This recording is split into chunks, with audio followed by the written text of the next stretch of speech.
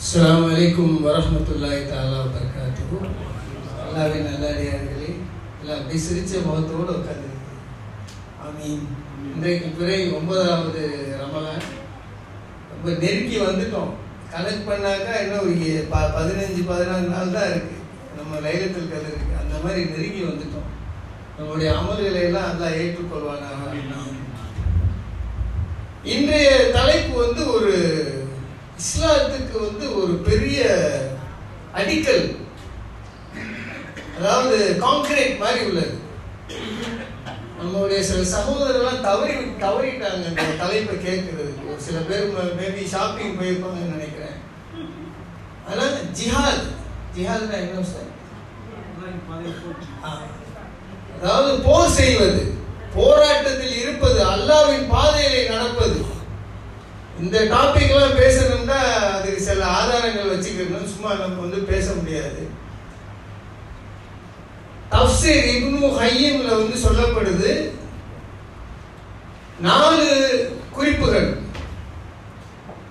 நம்ம எது போர் செய்வது அப்படி என்று சொன்னால் நப்சு நம்ம போர் செய்யணும். 2வது ஷைத்தான், 4வதாக முனாஃபிக். ரசூல் ஸல்லல்லாஹு அலைஹி வஸல்லம் சொல்லியிருக்காங்க, கடன் வாங்கினவங்களை மட்டும் ரசூல் ஸல்லல்லாஹு அலைஹி வஸல்லம் தொழு வைக்கலன்னு சொல்லல, முனாஃபிக்கையும் தொழு வைக்க முடியாது அப்படின்ட்டாங்க. ஆனா இப்ப நம்ம யார் முனாஃபிக்னு தெரியாது பாருங்க. அதனால எல்லாரையும் நம்ம தொழு வச்சு அடக்கம் பண்ணிடுறோம். அதனால இந்த நப்சு நம்ம போராடலாம். நம்மள்கிட்ட தான் இருக்கு நப்சு. இப்ப நம்ம பிரியாணி 2 பிளேட் இருக்குன்னா டெய்லி 2 பிளேட் அடிச்சா ரத்த கொதிப்பு கூடிடும். அப்ப நம்ம என்ன செய்யணும்? 1 பிளேட் மட்டும்தான் அடிக்கணும். அப்ப அது நப்சு நம்மள்கிட்ட இருக்கு. அது நப்சை பத்தி பேசினா இன்ஷால்லா அடுத்தடுத்த டாபிக்ல பேசுவோம். 2வது ஷைத்தான்.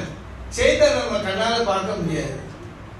ஷைத்தான் எப்படி இருக்கிறான்னு சொன்னாக்கா, நம்ம இங்க கீழே இருந்து நம்ம கடை திறந்துருக்கல போய் நம்பர் கடை இருக்கும். ஆஹா, 1 வெள்ளிக்கு போட்டா 1000 வெள்ளி கிடைக்கும், 10,000 வெள்ளி கிடைக்கும். அந்த மாதிரி அதான் ஷைத்தான். காஃபிர்னாக்க இஸ்லாத்துல இல்லாதவங்க, இஸ்லாத்துக்கு எதிர்ப்பா உள்ளவங்க. இப்ப நம்ம என்னதான் நம்ம அது உண்மையை சொல்லி, என்ன ரசூலுல்லாஹ் சொல்லியிருக்காங்க, கிழமை கால் கீழே தான் காஃபிர் இருக்காங்க. என்னதான் நம்ம பழகினாலும் கூட அவங்க வணக்கத்துக்குரிய தெய்வத்தை அவங்க விட்டு கொடுக்க மாட்டாங்க. அப்ப அப்படிப்பட்ட நண்பர்கள் நம்மளுக்கு தேவையா? முனாஃபிக்ங்கிறது இப்ப ரஹ்மான் போய் என்னை பத்தி ஒண்ணு சொல்றது, ரஹ்மான் சொல்றது என்னை பத்தி சொல்லி கடைசியில் 2 பேருக்கு பிரச்சனையை உண்டாக்கி விட்டது. அடுத்து ஒரு சூறா, அருமையான சூறாவில் ஒரு ஆயத்தை எடுத்திருக்கேன். சூறா அல் ஃபுர்கான் ஆயத்து 52. எல்லாம் என்ன சொல்றாங்க? இதைத்தான் சொல்றாங்க, காஃபிரை பத்தி தான். முஸ்லீம் அல்லாத நபருக்கோ பொருளுக்கோ துணை போகாதீர்கள் அப்படிங்கிறான். சொல்லிட்டு போராடக்கூடிய ஒரு முக்கியமான ஆயுதம் உங்களுக்கு என்னன்னு சொன்னாக்கா, அல் குர்ஆனை வச்சு பெரிய வெற்றி அடையுங்கள் அப்படின்னு சொல்றாங்க உங்களுக்கு. இன்னைக்கு அந்த துணை முஸ்லீம் அல்லாத பொருள் அப்படிங்கிற சினிமாவும் ஒண்ணு நம்மளை கெடுக்குது. அது அல்லாஹ்வுடைய பாதையில கிடையாது. சினிமா, இந்த கிளப்பு, இந்த கல்யாணத்துல இந்த நம்ம பிள்ளைங்கள்லாம் பாட்டு பாடுறது, அதெல்லாம் அல்லாஹ்வுடைய பாதை கிடையாது. எவ்வளவு அழகா இன்னைக்கு சொன்னாங்க, ஒரு யாரும் சொன்னாங்க, சும்மா முந்திரி பருப்பு பாதாம் பருப்பு வச்சு நிக்கா பண்ணி முடிச்சிடுறது, அவ்வளவுதான். இன்னைக்கு என்னன்னாக்கா 3 விசேஷமான இரவுகள் செய்யறாங்க. 1 மருதாணி, அதுக்கு 1 லட்சம் வெள்ளி. அடுத்து நிக்கானாக்கா எப்படி, அதாவது அரபு நாட்டில் நடக்கிற மாதிரி, அதுக்கு ஒரு 1.5 லட்சம் வெள்ளி. 3வது இந்த அது என்ன ரிசப்ஷனா, அதுக்கு ஒரு 2 லட்சம் வெள்ளி. மொத்தம் ஒரு வீடை வாங்கியே கொடுத்துடலாம், வேலை முடிஞ்சு. அது அவங்களுக்கு அவங்க அல்லாஹ்வுக்கு உள்ளது. ஆனா இதெல்லாம் அல்லாஹ்வுடைய பாதையில கிடையாது. போர் செய்யணும், நம்ம போர் செய்யணும். சினிமா பார்க்கறது நம்ம தவிர்க்கிறது ரொம்ப நல்லது. ஏன்னா இந்த காலகட்டத்தில் சினிமா படங்கள் ரொம்ப நம்மளுடைய பிள்ளைகளை எதிர்காலத்தை அழிச்சிருது.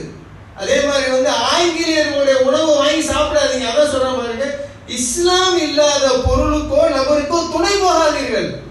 அந்த அல் ஃபுர்கான் 52 ஆயத்தை நீங்க எடுத்து பாருங்க. உஸ்தாது அழகான விளக்கம் கொடுத்துருக்காங்க அந்த குர்ஆன்ல. ரொம்ப சூப்பரா இருக்கு. இப்ப உள்ள காலத்துக்கு பொருந்தமான அளவுக்கு உள்ளது. நம்மளுக்கு ஒரு உதாரணம் சொல்றேன்.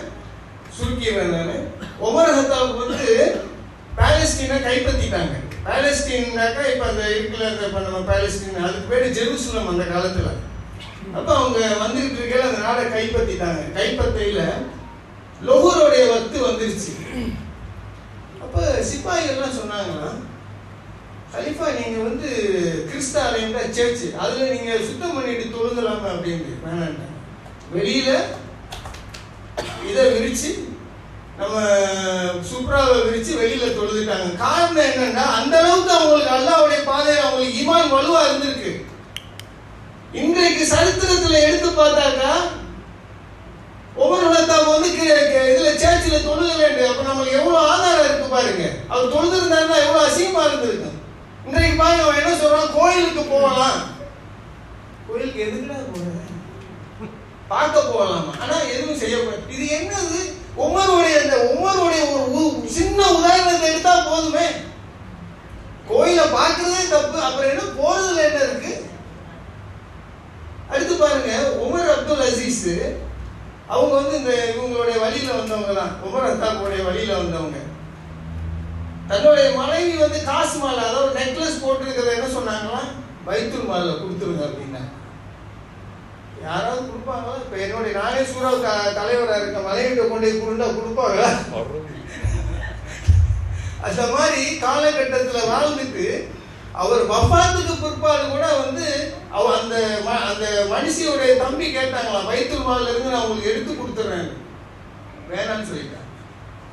எப்படிப்பட்ட ஒரு மனிதர்கள் வந்து ரசூல்லா காலத்துக்கு பிற்பாடு இருந்து அல்லாஹ்வுடைய பாதையில போர் செஞ்சிருக்காங்க. ரசூல் ஸல்லல்லாஹு அலைஹி வஸல்லம் என்ன சொன்னாங்க, பத்ர் யுத்தத்துக்கு முடிஞ்ச பிற்பாடு சொன்னாங்களாம், இது வந்து பெரிய வெற்றி கிடையாது, இதுக்கப்புறம் ஒரு போர் இருக்கு. என்ன போர்னாக்க, நஃப்ஸை நீங்க போர் செய்யணும். இன்ஷா அல்லாஹ் நேரம் போதுமானதல்ல, உஸ்தாத் நம்மளுடைய பேச்சு.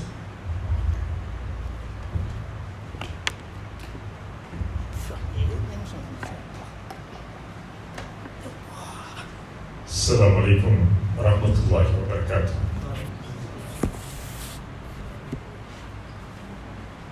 نحمده ونصلي على رسوله الكريم. أما بعد فقال الله سبحانه وتعالى: وتجاهدون في سبيل الله بأموالكم وأنفسكم. صدق الله.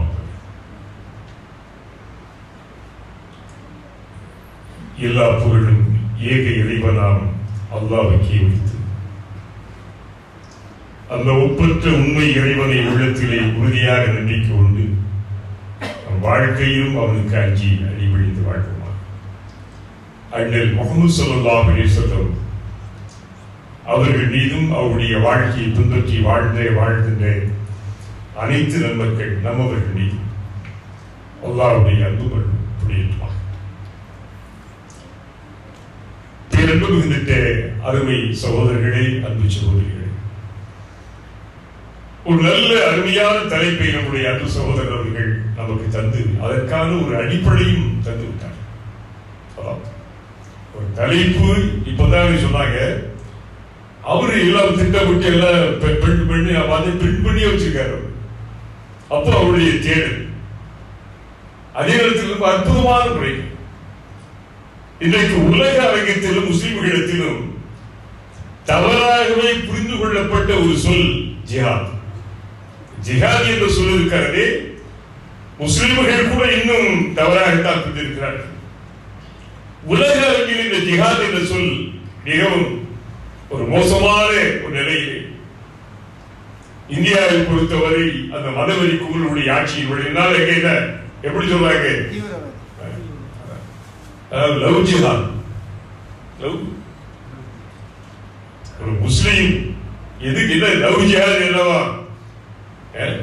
அதாவது முஸ்லீம் அல்லாத பெண்களை அவருடைய மனசை கலைச்சு முஸ்லீம்களை லவ் பண்ணி கொண்டு வந்ததாம்.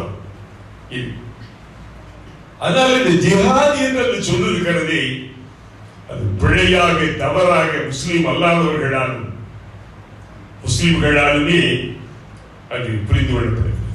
ஆனால் ஜிஹாத் என்று சொல்லிருக்கிறதே அது ஒரு புனிதமான ஒரு சொல், மிகச்சிறந்த ஒரு புனிதமான சொல், சாதாரணமான சொல் அல்ல.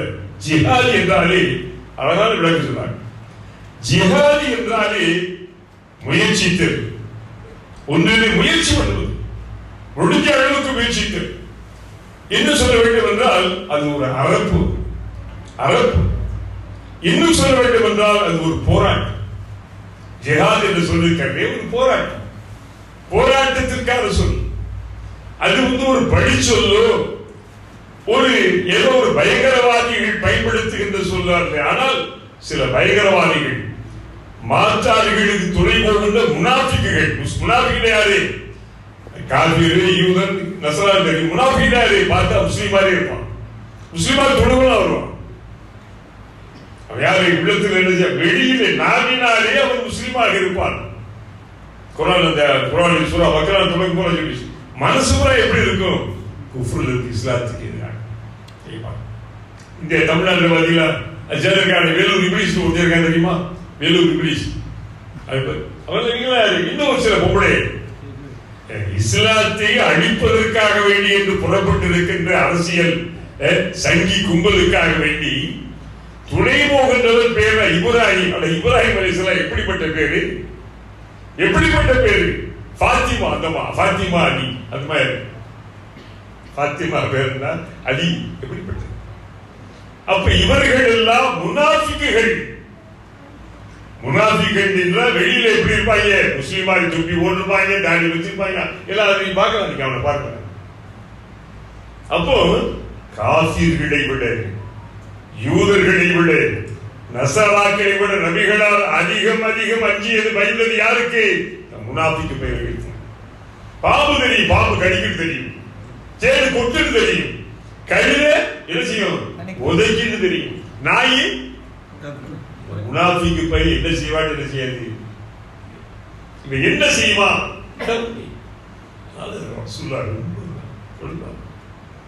அதனால இவர்களை, அதாவது ஜிஹாதி அந்த சொல்ல இருக்கிறதே ஒரு அற்புதமான ஒரு விஷயம். கொஞ்ச நாளைக்கு முன்னால இந்த ஈராக்கில் சொல்றாங்கல்ல, அபூபக்கர் பகதாதி என்பவன் மூலமாக இந்த ஐஎஸ்ஐஎஸ்ல கேள்விப்பட்டீங்களா? அவங்க எல்லாம் யாரு? அவங்க யூத பெயர்கள். இவங்களுக்கு யூதனுக்கு துணை போய் அநியாயமான முறையில் இஸ்லாத்துடைய பெயரை கடிக்க, முஸ்லிம்களுடைய பெயரை சிதைக்க அவங்க எல்லாம் அதுக்கு பேர் ஜிஹாத். ஐஎஸ்ஐ இஸ்லாமிக் ஸ்டேட்டா? Islamic state. சிந்தித்து பாருங்க. அப்ப ஒரு அற்புதமான ஒரு தலைப்பு. இன்னைக்கு நம்ம முஸ்லிம்களுக்கு என்ன, முஸ்லிம்கள் என்ன செய்யணும், இதை புரிந்து கொள்ள வேண்டாம். அதனால ஜிஹாத் என்று சொல் இருக்கிறதே, முகமது ஜிஹாத் ஒரு காலத்தில் சொன்னார். அவர் சொன்னாங்க, என்ன முதல் ஜிஹாத் எது? தன்னுடைய நஃப்ஸோடு போராடுவது, அடுத்து ஷைத்தானோடு போராடுவது, அடுத்து என்ன, அதாவது காஃபிர் எல்லா காஃபிரும் மேல குர்ஆன்ல மேல ஒரு பெரிய குற்றச்சாட்டு, காஃபிர்களை கண்டறிந்துலாம் கொள்ளுது குர்ஆன் சொல்லுது. அப்படி சொல்லுது. வக்துல் முஷ்ரிகீன ஹைது வஜத்து. ஷிர்க் வைக்கக்கூடிய முஷ்ரிக் இருக்கானே, அவனை கண்ட இடம் எங்க? இது சும்மா வெளியில போறதா இல்ல, என்னது? போர்க்களத்தின் செய்தி. அது போர்க்களத்தை இறைச்சுவாங்க. கொஞ்சிக்கிட்டா இருப்பாங்க, சொல்லுவாங்க போர்க்களத்தை இறைச்சுவாங்க. அட போராடு, நம்ம உயிர் குடிக்க, நம்ம அழிக்க ஒரு படை அப்படி புறப்பட்டு வந்திருக்கு. போர்க்களத்தை என்ன செய்வீங்க? குசல் பேசிக்கிட்டு இருப்பீங்களா? சந்தோஷமா இருப்பீங்க, இல்ல விசாரிப்பீங்களா? என்ன செய்வீங்க? போர்க்களத்தில் அவர்களை கண்ட இடத்தில் வெட்டுங்கள் கைகள். எல்லாம் யாரு விட்ட போர்க்களத்தை? போர்க்களம் என்பது இஸ்லாத்திற்கு புது, உலகத்திற்கு புதிதல்ல. தொடக்க மகாபாரதமே போதுவல்ல. ராமர் போர் சொல்லிக்கலையா? மகாபாரதத்தில் என்ன செஞ்சாரு? அர்ஜுனனை வைத்து கர்ணனை வீழ்த்தவில்லையா? எடுத்து பாருங்க. அப்போ போர் என்பதில் சாம்ராட் அசோகன் செய்யாத போறான். அந்த அசோகன் சக்கரத்துல என்ன இருக்கு? இந்தியாவுடைய சின்னமாக வைத்திருக்கீங்க. நீங்க சிந்தித்து பாருங்க. போர் அதே போல யாரு? மாவீரன் கிரேட் அலெக்சாண்டர் அவர் நடத்தாத போறான். நெப்போலியன் போனபார்ட் நடத்தாத போறான். சொல்லுங்க, ஏன் நம் தமிழகத்தினுடைய சேர சோழ பாண்டியர்கள் நடத்தாத போறான்? அப்ப இஸ்லாம் வந்து அமைதி மார்க்கம், சாந்தி மார்க்கம்ங்கிறாங்க. இல்ல சண்டையெல்லாம் வந்து பதில் ஊகது. அது அரசியல் வாழ்க்கை. இஸ்லாம் என்பது சும்மா வெறுமனே பள்ளிவாசல் உட்கார்ந்து தஸ்பீ ஊட்டி தொழுதுகிட்டு சொல்றதில்ல. அது நிறைவான ஒரு மார்க்கம். 13 ஆண்டுகள் மக்காவிலே நபிகளால் எவ்வளவு பாடுபட்டாங்க, எவ்வளவு என்ன தொண்டையில இருந்தாங்க. அவர் ஏற்றவர்கள் என்னென்ன பண்ணாங்க? பொறுமை. யாசீர் குடும்பத்தையே நாசமாக்கினாங்க. சுமையாவை என்ன செஞ்சாங்க? அப்படி ஒத்தி சொல்லக்கூடாத இடத்திலே அம்பை எறிந்து கொன்றான் அபூ ஜஹீல். யாசிரை 2 ஒட்டகங்கள் கால்களை கட்டி வச்சு எடுத்து 2 கால் சாய்ந்துச்சு. அப்ப அவங்க யாரோ சொல்ல நாங்க என்ன செய்யும்? ஃபஸ்பிர் யா யாசிர், யாசிரின் குடும்பத்தாரே பொறுமை சமர்ப்படுங்க. ஜன்னா, நீங்க உங்களுக்கான இடம் சொர்க்கம் தான். எவ்வளவு சகிப்புத்தன்மை, பொறுமை. இதற்கு ரசூலுல்லாஹ்வை படுவதுனாங்க. நபிகள் மக்கா அந்த கஅபாவுக்கு வரும்போது பெரிய முரட்டு துண்டை எடுத்து கழுத்துல போட்டு நெருக்கிறானே. நான் என்ன செய்தேன் என்று நாயகம் கேட்க கேட்க வீணனோ விட்டால் இல்லை விசனம்தான் தந்தான் நெஞ்சி. அது நான் என்ன ஏன்னா கோரவழி நெருங்குது, நாக்கு வெளியே வந்து தந்துடவா இருக்கு. தொழுதுகிட்டு இருக்காங்க. தொழுகு இன்னைக்கு இந்த சங்கி பேர்த்தை செய்யறாங்க. தொழுகை பாத்தீங்களா? ரயில்வே ஸ்டேஷன் தொழுகை செய்யறாங்க, கால் குடி மிதிக்கிறாங்க. இது அந்த சைத்தான் அடைக்க செஞ்சாங்க. ஒட்டகத்துக்கு அசுத்த குரலை கொண்டாந்து போட்டு சுஜூல் இருக்கும்போது போட்டா எப்படி யாருக்கு? இஸ்லாம் போல ஒரு சகிப்புத்தன்மையை ஊட்டுகின்ற மார்க்கம், சார்ந்து நபியவர்கள் போல பொறுமை காத்த ஒரு மார்க்கம், ஒரு மா மனிதர் உலக அரங்கத்தில் பார்க்க முடியாது. எத்தனை வருஷம் இது? 1 வருஷம் அல்ல, 2 வருஷம் அல்ல, எத்தனை வருஷம்? 13 ஆண்டுகள் மக்காவினுடைய நபித்துவம் பெற்ற 40 வயதிலிருந்து 52 வரை கடைசியில் ஊரை விட்டு ஒளி வைத்தார்கள். 3 வருஷம் ஷுஐப் அபீ தாலிப் இருந்தார்கள். அப்பெல்லாம் ரசூலுல்லாஹ் ஒரு கொரில்லா தாக்குதல்கள், முஸ்லிம்கள் பல இஸ்லாத்துக்கு வந்தார்கள் இளைஞர்கள், அவங்களை வச்சு கொரில்லா தாக்குதல் எடுத்து என்ன செய்யலாம்? அவங்க சாக சிதறடிச்சிருக்கலாம்.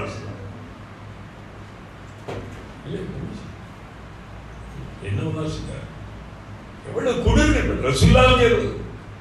அபூபக்கர் ரலியல்லாஹு அன்ஹு செருப்பு கால வச்சு என்ன செய்ய ஹதீஸ்ல எடுத்து படிச்சாங்க.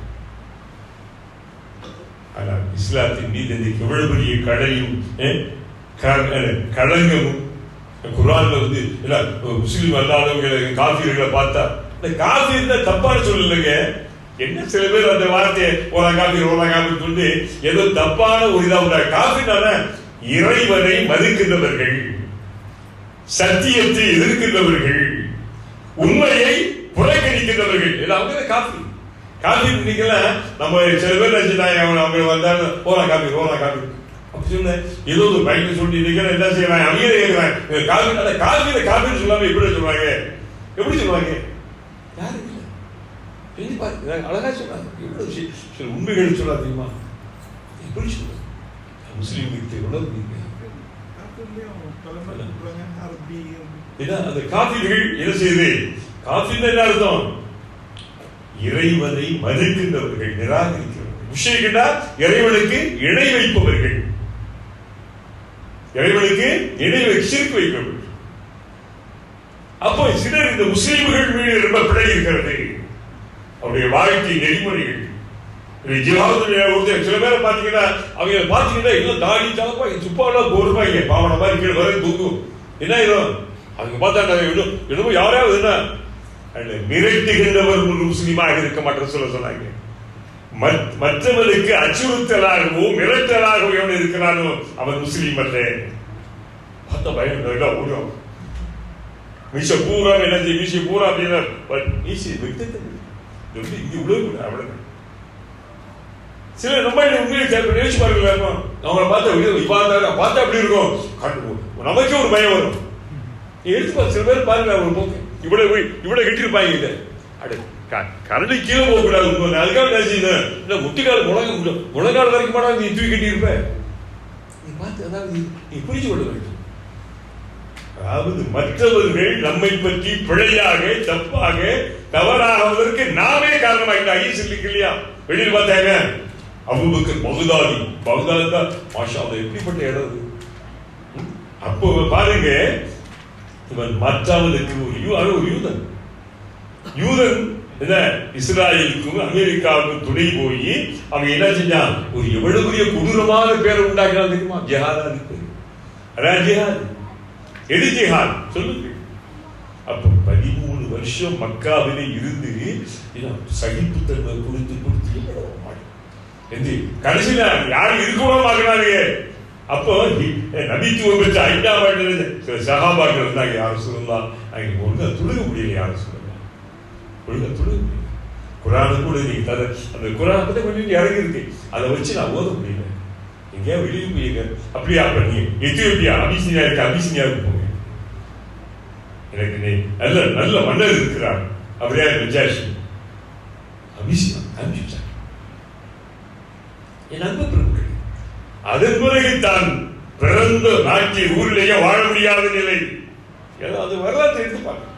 அதை சொன்னது, கொதிக்கின்ற பாறைகளில் வறுத்தெடுக்கப்பட்டார்கள், கால்களில் கைகள் கட்டப்பட்டு சுடுகின்ற மணலில் இழுக்கப்பட்டார்கள், வல்லார்க்க படுக்க வைத்து பெரும்பாறை நெஞ்சிலே வைக்கப்பட்டு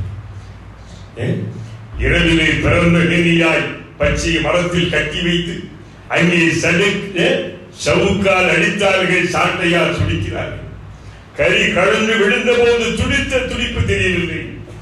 2 ஒட்டகங்களை வைத்துக் கொண்டு 2 ஒட்டகங்களிலும் 2 கால்களை கட்டி வைத்துக் கொண்டு வடக்கும் தெற்குமாக ஓட்டி கவடு கிழிய என் குடல் சரிய உலகத்தில் ரசூலுல்லாஹ்வுக்கு நேரடியான துன்பங்கள்.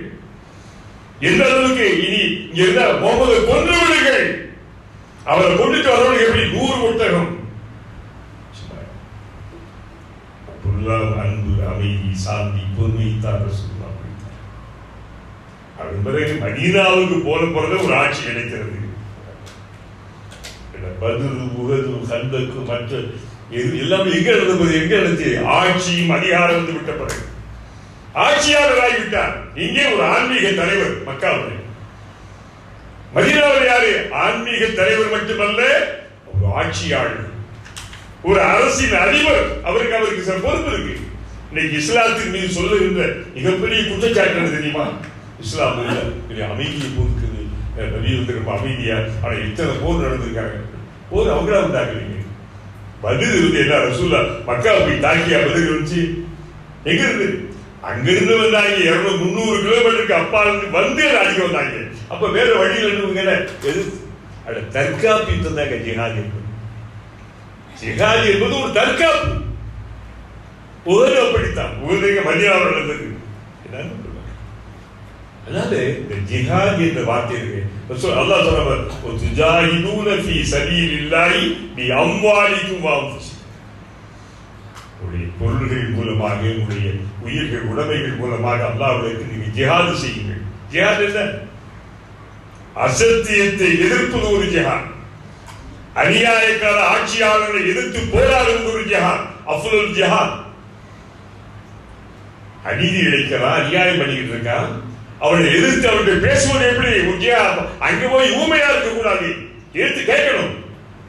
அவதான் ஜிஹாது. ஜிஹாத் என்பது இஸ்லாமில் ஒரு புனிதமான சொல்லுங்க. சில முஸ்லிம்கள் செய்த சில பிழையினாலே, தவறுகளாலே, முனாஃபிக்குகளை போல மாற்றாமைக்கு விரை போல காரணத்தினாலே அவர்கள் செய்வதையெல்லாம் இஸ்லாத்தின் மீது பழி சுமத்துவது மிக பிழையான உண்டாகும். குரானை பார்க்கணும், ஹதீஸை பார்க்கணும், சஹாபாவுடைய வாழ்க்கை, இமாமுடைய சட்டங்களை எடுத்து பார்க்கணும். அல்லாஹு யதுஉ இலா தாரிஸ் ஸலாம். அல்லாஹ் உங்களை அமைதியின் வீட்டின் பக்கம் அழைக்கிறார். சண்டை போட்டுக்கிட்டு உங்களுக்கு சொல்லுங்க. அப்போ அக்கிரமக்கார அநியாயக்காரனை எதிர்க்கிற போராட்டம், பொண்டாட்டியை எதிர்த்து போராடுவது ஜிஹாது, புருஷரை கெட்ட புருஷரை எதிர்த்து போராடுவது ஜிஹாது. சும்மா லேசா விஷயம். ஜிஹாத் என்ன? சும்மா போர்க்களத்தில் மட்டும் கையில வாழை எழுதிட்டு போறது மட்டுமல்லங்க. கெட்ட புருஷன் இருப்பான், அவன் எல்லா கெட்ட பழக்கம், அவனை எதிர்த்து பொண்டாட்டி வேற வழி இல்லை. போராட பொறுமையாக போராடணும். அதே போல இபாதத்துகள்ல பொறுமை காப்பது ஒரு ஜிஹாத். இப்ப 20-27 ரக்காத்து எவ்வளவு கஷ்டமா இருக்கு, அது பொறுமை, அது ஒரு ஜிஹாதுங்க. லேசா விஷயம் அது. அதே போல தர்மம் செய்யும் போது அடுத்த ஜக்காத்துக்கு இவ்வளவு இத்தனை நகருக்கு இந்த நகைக்கு எடுத்தா இவ்வளவு கொடுக்க வேண்டிய வருமே அப்படி மனசுல நம்ம ஷைத்தான மனசுல வந்து பேராசை போட்டு கொடுக்க விடாம கஞ்சத்தனத்தை பற்றி, கருவித்தனத்தை பற்றி ஷைத்தான் உங்களை அச்சுறுத்துவான். குரான் சொல்லும், அது எதுக்கு போடா, நீயடா, நான்டா, அல்லாஹ் தந்தா நான் அல்லாஹ் சொன்ன அளவுக்கு நான் கொடுக்குறேன். அது ஒரு ஜிஹாத். நல்லா புரிச்சுக்கணும். தர்மத்தை கெடுப்பவன் ஷைத்தான், தர்மத்தை என்ன செய்வான் தடுப்பவன் ஷைத்தான். அவன் எதிர்த்து போராடி என்ன செய்யணும்? இன்றைய ஜிஹாத் எது? ஜிஹாதும் பில் லிசான், நாவினால் போராடுவது. சத்தியத்தை சொல்லுங்க, சும்மா ஊம இருக்கக்கூடாது. சத்தியத்தை தவறா சொல்லி காட்டணும், அது ஒரு ஜிஹாத். தப்புன்னு சொல்லணும், அதை பத்தி கவலைப்படக்கூடாது. அவரை கோச்சிக்கிறாரு, இவர் கூப்பிட அடுத்து நம்மளை கூப்பிட மாட்டார், கூடாது போயா உன்னை வச்சா அல்லா வச்சுக்கிறான் சொல்லி இவர் துணிஞ்சு பேசுறாரு. ஒருத்தர் சந்தா தராட்டி போயா சந்தா தராட்டி அல்லா உண்டாக்குவாப்பா. சத்தியத்தை சொல்லு. என்ன செய்யணும்? ஜிஹாது பில் லிசான், லிசான் நாள். அடுத்து ஜிஹாது பில் கலம், எழுதுகோள், ஒரு புரட்சி, ஆளுவியல் புரட்சி, மனிதனுக்காக வேண்டி இருப்பது. இப்படி ஜிஹாதி என்றால் என்ன கேட்டீங்கன்னா, ஏதோ போர்க்களத்தில் போய் வாழ் எடுத்து கொண்டு போராடுவது என்பது மட்டுமல்ல. என்ன ஜிஹாதி என்பது? ஒவ்வொன்றை, அதாவது அநியாயத்தை எதிர்ப்பது, அக்கிரமத்தை என்ன செய்து எதிர்கொள்வது, தப்புன்னு சொல்றது, சரி சரி நல்ல விஷயம் அவர் பாராட்டுறதுக்கு மனசு வச்சு பரேசால தெரியுமா? அட பொண்டாட்டி நல்ல சமையல் செஞ்சு அதை பாராட்டாத பூச்சி எத்தனை வேலை இருக்காதுங்களா? வெளியில போய் பாராட்டலாம், சூப்பரா இருக்குது, ஒரு சட்னி அப்படி இருக்கலாம், மயங்க போய் காசு கொடுக்குற இடத்துல மனைவி அருமையா செஞ்சுருவாங்க. புருஷனை அருமை தெரியாத பொண்டாட்டி மாதிரி இருக்காங்க.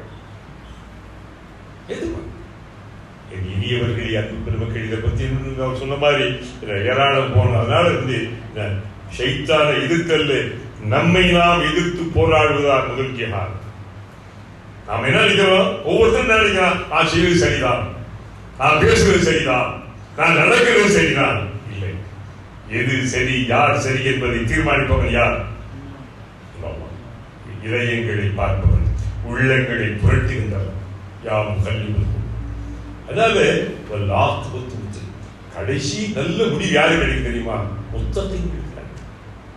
அதனாலதான் உலகத்திலே இன்றைக்கு நம்ம இல்ல, இஸ்லாத்தின் மீது வீசப்படுகின்ற சேறு கடகத்தை துடைக்கணும். எத்தனை பேர் நீங்க எடுத்து பாருங்க, நீ பாருங்க இஸ்லாத்தை பத்தி, ரசூலுல்லாஹ் பத்தி எவ்வளவு கேவலமா. அப்ப இதே போல சத்தியம், இஸ்லாத்தை விட ஒரு உன்னதமான அறிவார்ந்த அழகிய தெளிவான சத்தியமா இருக்கின்ற உலகத்தில் எவரால் சொல்ல முடியுமா? சொல்ல முடியுமா? இதாயா ஆதி மார்க்கம், ஆத மார்க்கம், இறைவன் என்ன செய்து முஸ்லீம்கள் செய்யல? இந்த தாவாவுடைய அந்த உணர்வு முஸ்லீமுக்கு ஏதோ அப்படி எப்படி போயிட்டு இந்த இஸ்லாத்தை மற்றவர்களுடைய மனங்கள்ல பதிக்கணும், விதைக்கணுங்கிற அந்த உணர்வுகள் நமக்கு இஸ்லாத்துக்காக இருக்கவங்களை கொஞ்சம் கண்ணியப்படுத்துவோம், சிறப்பிப்போம், அவங்களை உற்சாகப்படுத்துவோம். சத்தியத்தை சொல்லுகின்றவர்களை கேட்கின்றவர்கள் அவர்கள் புறக்கணிக்க நேடா இவரை கூப்பிட்ட விட இப்படிதான் திட்டிடுவாரு, அடுத்து அவரை கூப்பிடாம அடுத்த ஆளை கூப்பிட்டா அதுதான் ரெடியா இருக்கானே. அண்ணன் எப்படா ஷாவை தின்ன காலியா இருந்தாலும் இருக்காங்க தெரியும் உனக்கு. அண்ணன் எப்படா ஷாவா தின்ன காலியா இருக்கு, ஒரு இடத்துல ஒருத்தர் அடுத்து ரெடியா இருக்கிறான், ஸ்டேட் பை இருக்கான். அப்ப எப்படி இந்த சமூகம் யோசிச்சு பார்க்கலாம்? உண்மை சத்தியம் எல்லாருக்கும். எல்லாரும் அற்புதமான தலைப்பு, ஆழமான தலைப்பு.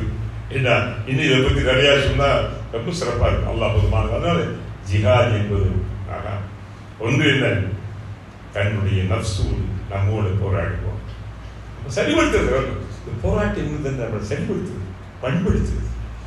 கரண்டு முருடா ஒரு நிலம் கிடக்குது, ஒரு லேண்ட் இருக்கு, அதை சரிபடுத்தி சீராக்கிறது என்ன செய்யலாம்? நல்ல பயிர்கள் இருக்குது, மனசு அதை கரண்டு சொன்னா. நீ சொன்ன பாத்தீங்களா, அதாவது ஷைத்தானை விட 70 மடங்கு பவர் உள்ளது மனுஷன்.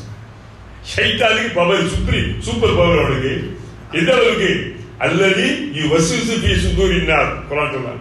அவன் மனுஷனுடைய மனசுல உட்கார்ந்துக்கிட்டு அவன் ரத்தத்துக்குள்ள போய்கிட்டு அவனை எல்லா வகையும் கெடுப்பான், எல்லா வகையும் கெடுப்பான்.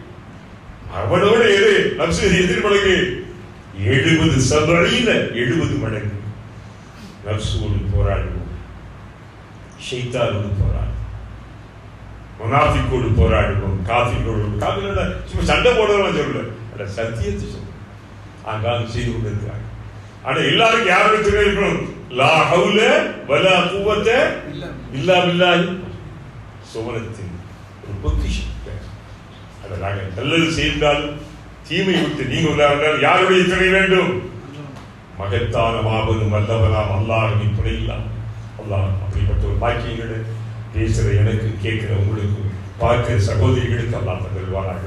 வாஹிரு தஅவானா அல்ஹம்துலில்லாஹி ரப்பில் ஆலமீன். ரப்பனா ஆத்தினா ஃபித் துன்யா ஹஸனா வஃபில் ஆখিরাতি ஹஸனா வகினா அஸாபன்னார் பிரஹ்மதிக யா அர்ஹமர் ராஹிமீன். வல்ஹம்துலில்லாஹி ரப்பில் ஆலமீன். ஸல்லல்லாஹு அலைஹி முஹம்மது ஸல்லல்லாஹு அலைஹி முஹம்மது ஸல்லல்லாஹு அலைஹி முஹம்மது யா ரப்பி ஸல்லி அலைஹி வஸல்லம். அஸ்ஸலாமு அலைக்கும் வரஹ்மத்துல்லாஹி